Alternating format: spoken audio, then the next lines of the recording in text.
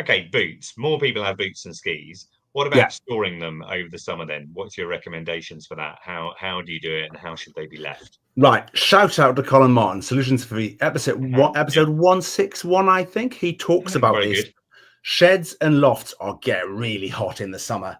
Plastic and heat, interesting mix, isn't it?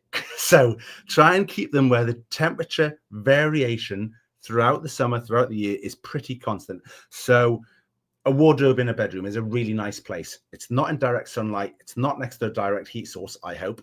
And it doesn't get as hot as a loft or a shed, something like that.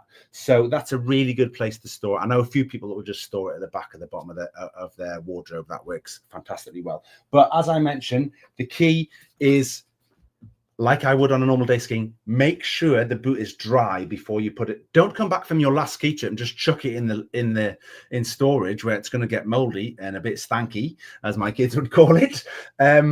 So take the liner out, let it air dry at home. Brilliant. Let the footbed air dry. Often you've got moisture inside the shell, so you want that to dry as well. Then when everything is, after a couple of days of just drying, pop the liner back in. Dead easy now, we know how, obviously.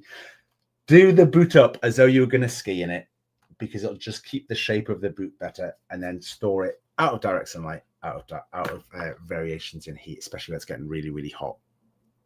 Cool. Okay. And anything you need to do? Do you need to oil the buckles or anything like that?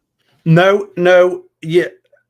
Just do it up as though you're going to ski in it. Try not to leave even the things like the power strap, whether it's Velcro, whether it's a claw strap like this on this Armada boot.